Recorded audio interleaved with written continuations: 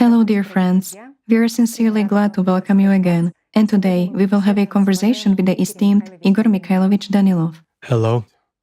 Igor Mikhailovich, in the previous video we discussed the process of informing people about the Creative Society project, and we raised the issue of how volunteers, sometimes without realizing it, come across situations when they knock on closed doors of empty rooms.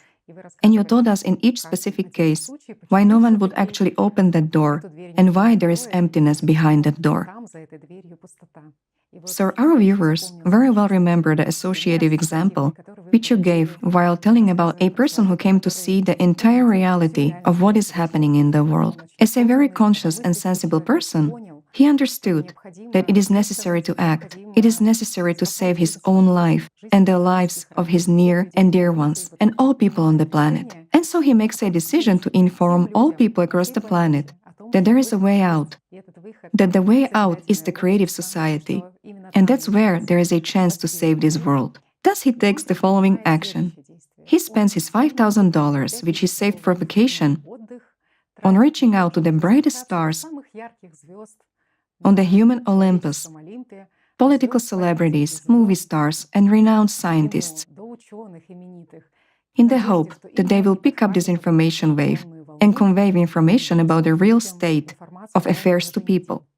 So he writes 5,000 letters to those celebrities, waits for a response, and suddenly realizes that the stone which he threw has fallen not into the water, but onto the asphalt, so there won't be any response. You know, a lot of our friends who are volunteers of the Creative Society project recognize themselves in this example, and they said, yes, now we know what the wrong way to act is, but what is actually the right way?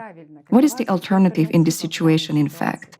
How could one allocate this amount of money in order to maximize or significantly increase the efficiency of informing people? Well, those of our friends who acted this way and now understand that they acted hastily, now know for sure what they should do, while for others who also think so, but haven't gained this experience yet, I can explain it. Perhaps. Last time, we said that we gave people an opportunity to make such a tactical mistake, I would say. But what does it mean that we gave people an opportunity?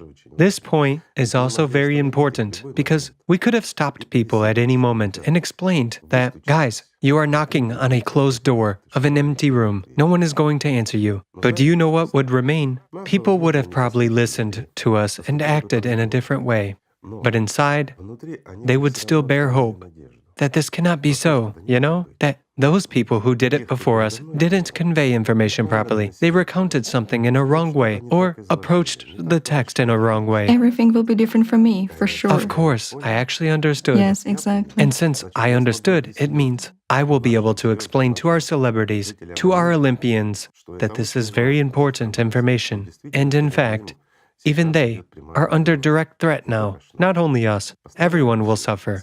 The Cerberus doesn't choose whom to eat. Right? That's exactly what would happen. Well, that's how it happens. Consciousness always says that it happened to someone, Of course. but it won't happen to me. It won't happen to me because I will be able to evoke a response. Yes, sure, exactly. But practice shows something else. Practice is such a stubborn thing, friends, that whether you argue or not, this is life. It's like mathematics. Again, what would be the right thing to do in almost any case? But in this case, we are talking about a volunteer who decided to sacrifice his vacation and spend $5,000 on informing people. There are certainly lots of options, but the easiest and most acceptable one for a person would be to take that money and go on vacation as he wanted. Really, friends, who prevents you from going on vacation and telling people about the Creative Society there? No one. Believe me, it would be much more efficient than relying on those celebrities.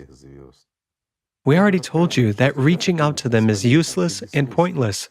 You have to understand that politicians are driven into certain conditions, and almost nothing depends on them. They will start talking about the Creative Society only when there is an electoral demand, when the majority of their voters demand from them exactly to build the Creative Society. Then a politician will have no other choice He will promote the Creative Society platform. And if there are almost 100% of such people, it means they will carry it out. There is no escaping that. Celebrities of those very movies, as you said, of show business or something else, we also have to understand them. People who have climbed Olympus, thanks to their work or circumstances, it doesn't matter. They understand perfectly well that they are only temporarily on this Olympus. And as we already said, they already develop a hatred for people because they are dependent on them. Naturally, they are already becoming sociopaths in some sense. This is a natural process. Plus, they would have come and told people for a lot of money. And it seems, what does money have to do with this, right? Where is humaneness? But what kind of humaneness can a sociopath have? A simple question. None. And they understand perfectly well that their finest hour is temporary. And certainly, if they don't earn money now, or if they come to us for free, they will have to go to others for free as well, right? They did their best, let's say, and laid down their own lives when climbing this Olympus, not in order to serve some humanity later on. You know, those are just beautiful words, while in fact they are detached from the world. They have their own world in which they exist in their illusions, in their values, and they are already far from ours. Let's take scientists. They are also stars with world names and the like. And their names are first in the books they publish. But in reality, these books are written by those whose names are the last in these books.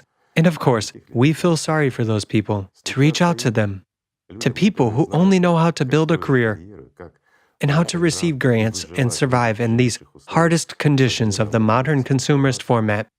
Guys, they have no time to do science. And as for supporting the Creative Society, you know, for them, if they are dependent on grants, dependent on those very residents of Olympus, it is fraught with falling from a good comfortable chair. Will they do that? Of course not. Again, whose efficiency is higher for society and for you? Of the one who works in a tire service and brings benefit by developing the Creative Society in addition?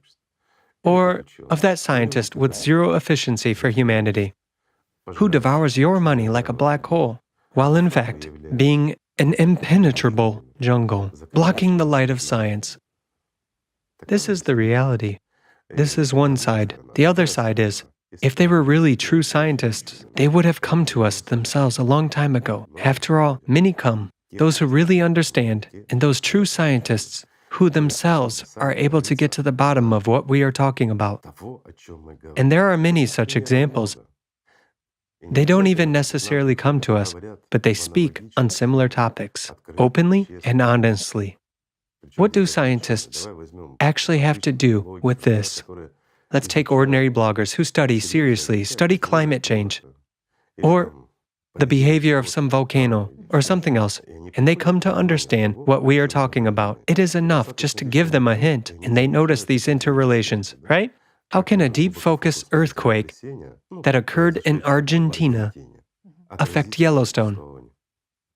After all, those are really very smart and literate people who, delving into the essence of the processes, begin to understand them themselves. Well, we've just mentioned deep focus earthquakes quite recently. Just a little while ago, we were talking about the fact that such problems would begin in the near future.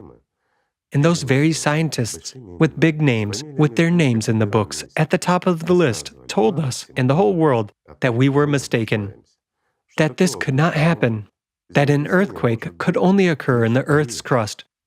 Well, it's not that thick, so that cannot happen, right? But this is actually happening. A little bit of time had passed, and we saw earthquakes at a depth of more than 80 kilometers, 409 kilometers, 610 kilometers, and it certainly affects those volcanoes which are already tying shoelaces on their sneakers. They are about to start erupting, and this is visible. Therefore, who is more valuable? To put it simply, Those people who have reached this understanding and who have already traced these connections themselves without our tips, or those scientists who to this day do not really understand how deep focus earthquakes can form. After all, there is no crust there. There is nothing to shake. The medium there is liquid. Such pseudoscientists become dangerous to society when the truth is revealed. Very dangerous. They will fight, defend their ideas, which they do not actually have, and they will contradict everyone and everything. Because of such pseudoscientists, all progress is being held back. And the worst thing is that they don't bear responsibility for that. When they say, this cannot happen, but it happens, such scientists should resign all his authority, publicly admit that he spent a huge amount of taxpayers' money in vain. At least apologize, and leave science because he doesn't belong there. Has anyone acted that way in recent decades? Tell me, please. Well, that's how it should be. If a person calls himself a scientist, makes a forecast, or denies someone's forecast, but then this event happens, or his forecast is not confirmed, he must be held responsible for that because he's a scientist. You know, I'll give you a simple example. It's like you come to an accountant to get your salary, for example, and he tells you that today, instead of 5,000 euros, you get 1,000 euros. You ask him, why? He says, well, that's what I calculated. And that's all. Such is the accountant's math. Will you agree with that? No, you won't. Why? How come? You've been underpaid. Just look how it happens in life. And as for the fact that a lot of scientists are sitting on your backs and putting your life at risk and danger, and they are not doing what they are supposed to be doing, we all tolerate that and keep silent. This is really scary. Now, let's look at the other side. Let's go back to our volunteer who decided to spend his well-earned $5,000 on vacation and then changed his mind and decided to spend it on the creative society, on humanity, on saving himself, his family, his loved ones, all of humanity in our planet. We have already said he could go on vacation and inform people. Or if he doesn't want to go on vacation, doesn't want to spend it, but he wants to do more, he has the right. He is a human. He is a free man in a democratic country. What can he do? Spend it on the internet. For example, he can record an appeal that he wanted to compose, the one he believed that with that particular appeal, he would reach the celebrities. Well, the same appeal can be sent to normal people, those who want to live, people just like him. He can at least spend money on advertising this text on the internet. At any rate, at least 5,000 people, if not more, would learn about it. Even out of 5,000 people, at least 5 people would join to help him. Isn't it so? And that's already 5 people. Now, let us look. Some will say, oh, but who would join him? Not scientists and not celebrities. Yes, not scientists and not celebrities. Perhaps one of the guys who works at the tire service and someone from McDonald's would come. Even 2 people. But those are 2 people. Those are 2 young people who want to live and whose future is in danger. So they have something to worry about. They can work hard, and they have understood the whole depth of the problem. Or that old scientist. And as a rule, they are all elderly, who thinks, well, it's enough for my lifetime, and after me, let there be a flood. Why? Because they are egoists. If they weren't egoists, would they put their names at the top on someone else's paper? Tell me, doesn't it happen that way? And here's the point. It happens everywhere, in every country, all around, far and wide. You know, I have a feeling that it's like some kind of mafia that was formed throughout centuries, and to this day, they have such a tradition. The one on top oppresses those on the bottom. And it becomes even clearer Of that course. there is no solution with such people. Of course not. Because they are only a problem for society. They are a problem for society, not a solution. And the more you look at this, the more you want to build the creative society faster. A society where such things cannot happen a priori. a society in which scientists will be evaluated according to their efficiency factor for society as a whole. If you call yourself a scientist, or rather, before you are called a scientist, you should make some contribution to public life, should really improve our life. Let it be 0.01%. But for the whole humanity, well, 0.01% may seem like a small thing, but 100 such people is 1%, while 1,000 people is how much? This is already 10%. And what does it mean to improve life by 10% in the creative society, where there is everything and everything is wonderful? That's a whole lot. Just look, a small group of people, while nowadays there are millions of those who are called scientists, in a small group compared to modern times, and it improves our life by 10%. How much does our life improve every year nowadays? Tell me. At least every year. That's the answer. What is a better thing to do? It's better to have normal people with enthusiasm than, pardon me, empty hope. I'll put it this way. If you want to see circles from your actions, from a stone you throw it in the water. Do not throw it on asphalt. You will not see them on asphalt. Everything is very simple, friends. Some people will say, how come? 5,000 and only 2 helpers. But friends, I'll say it again, 5,000 people who have really learned about the creative society from what you have sent to them. Is that a bad thing? Yes, they are inert.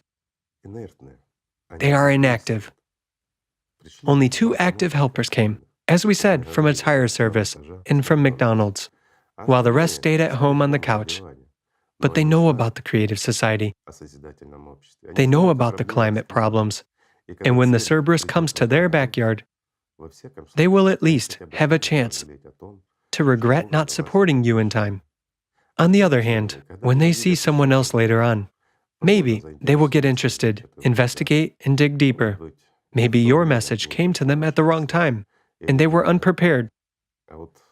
But they will see the Cerberus walking around in other people's backyards, and maybe they will be inspired for it not to come to their own yards. That means more helpers, right? Yes, one should invest money in people in disseminating information in this way. What's the point in investing in emptiness? Investing in a really empty room where there is supposedly someone. There's nobody there. In any case, very often in those rooms where Olympus stars are sitting, there's just emptiness, and it's not worth investing your money there. It is similar to a black hole, you see, which sucks all matter in, and that's where it stays. Meanwhile, friends, we need to build the creative society within a short period of time. We are doing our best, doing everything that depends on us, and this is right. Igor Mikhailovich, I also wanted to discuss another thing with you. There are many initiatives proposed by people. In particular, there is the following initiative. Why don't we focus all our efforts and all our capabilities on informing people in a specific country and building the creative society in a specific country? This very action would be a wonderful example for the further dissemination of information about a creative society so that people in other countries would also want to live such a wonderful life. Right. Question. Is it possible to build a creative society in a separate country or in a group of countries? It's impossible, friends. We already discussed this, but since the question arises again, I believe it is worth answering. The thing is that if we do it in one country, or even in a commonwealth of countries, even the richest and most powerful countries of this world, if we gather them, we would divide the world into 2 halves, and one half of the world, the richest and most successful countries would gather, and in the other half, there would remain the poorest ones. So if we begin to build the creative society in the richest part of the world, will anything work out? Nothing will. The most we would succeed in is to make a consumerist format with a social bias. Nothing more. Why? Let me explain. Those countries which continue to exist, even if several countries remain in the consumerist format, would compete with the countries where the creative society develops. Hence, in any case, based on the consumerist format, they would be preparing for war, arming themselves, forming their armies, and they would be a military threat to the countries which have adopted the creative society. This means that in the countries that have adopted the creative society, It would also be necessary to form armies and develop new kinds of weapons. Thus we come to the point that the smartest people on our planet, those who could make and would make our lives better, would be forced to work in closed engineering design bureaus and create new kinds of weapons. Here's the answer for you. Moreover, it would not be economically feasible. We either build the creative society all over the world and terminate all wars, all strife and all divisions into languages, nations, and everything else once and for all. End divisions into majority and minority. There is no such a concept as majority and minority. There is a concept of people. There is a concept of earthlings. That's the important and main point. We should put an end, once and for all evil, hatred, and everything that the consumerist format has imposed on us over 6,000 years of its existence. And then a new world will open up before us. But throughout the entire world, there will be no other way. There will be either nothing or everything, you know? It's like they say, to risk it all, nothing will work out otherwise. I'll put it simply, there will be either the Cerberus or the creative society. We have no choice, whether we want it or not. If we are human beings and we want to live, we must build the creative society because it is really the only way out for us, no matter what we will call it. Somebody may not like the name Creative Society, and they may want to call it something else. It doesn't matter what we will call it.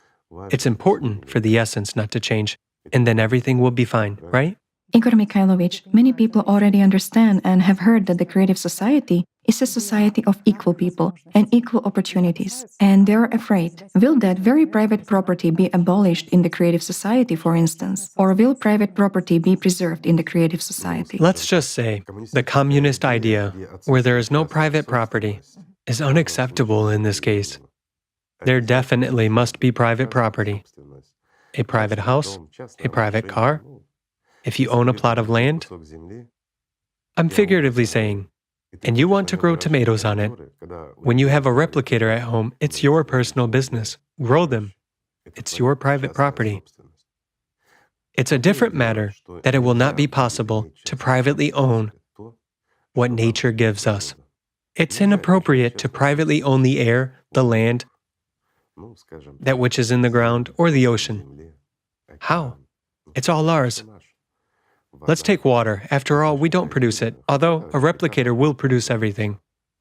But the concept of private property should apply to what is really essential for a person and what can actually belong to him without infringing upon the rights of other people. Right? Whereas nowadays, the Earth's bowels are in private ownership. Friends, how can this be understood? And now some people have reached the point of insanity and already want to sell air. Well, to be more precise, not air, but emissions produced by humanity, carbon dioxide. And scientists are already developing special devices that will control how much carbon dioxide we exhale. And the funniest thing is that they have calculated that in Germany, an average person produces about 10 tons of emissions a year. So they suggest that 3 tons would be for free, and a person has to buy the rest. Buy it from those who will still have it. Who do not breathe, yes, right? Exactly. Those who breathe less. Less than 3 tons. Individual restriction of CO2. I'll put it this way. Yogis will get rich, while sports enthusiasts should prepare their wallets. Tell me, is this not insanity? You see, we have a lot of taxes on all and everything, while there will also be an air tax. They forbid breathing. Well, I have no words. I'll tell you this, there will be either the Creative Society or the Cerberus, because we are sliding further into utmost insanity. In Europe, they have already officially allowed the use of house crickets, Arthropods. and bugs as a food additive. Well, those are arthropods that are ground into flour and added to bread, to pizza, to soups, and somewhere else. But it seems to me that it was saboteurs who came up with this idea, exactly the opponents of the CO2 theory. Why? I will explain. As a matter of fact, flour made of chitin-containing insects, so to say, when getting into a human body will contribute to gas generation, and thus CO2 will increase very intensively. So here, it's not understandable. Are they fighting to reduce CO2, or are they fighting hunger instead of raising cows that will produce much less CO2 than people who consume such flour? As for me, I haven't understood this joke. This is sabotage. This is some kind of sabotage. Those are probably saboteurs. In any case, I don't really want to eat all sorts of grasshoppers. This way, we will end up eating frogs. Although some people do eat frogs. They say it's delicious. Well, to each their own. Anyway, somehow you feel like a frog too when eating insects. Igor Mikhailovich, you know, a lot of people around the world see the absurdity of this consumer society, and they certainly do not want to tolerate it internally.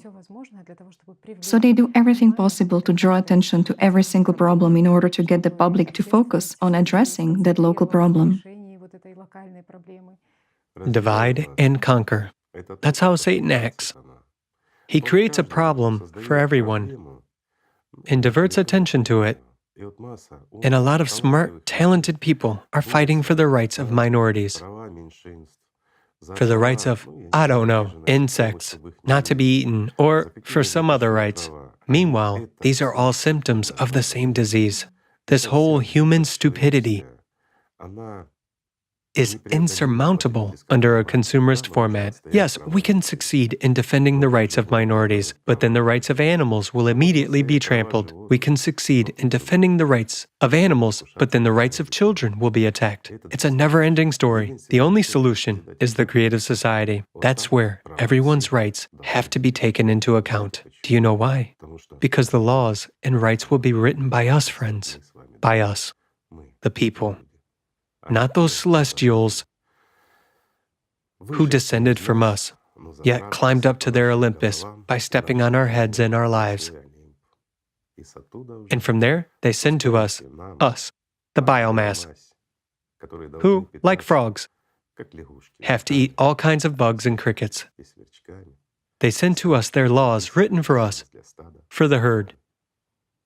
If we don't want to remain pack animals, we must become humans, and we must build the creative society.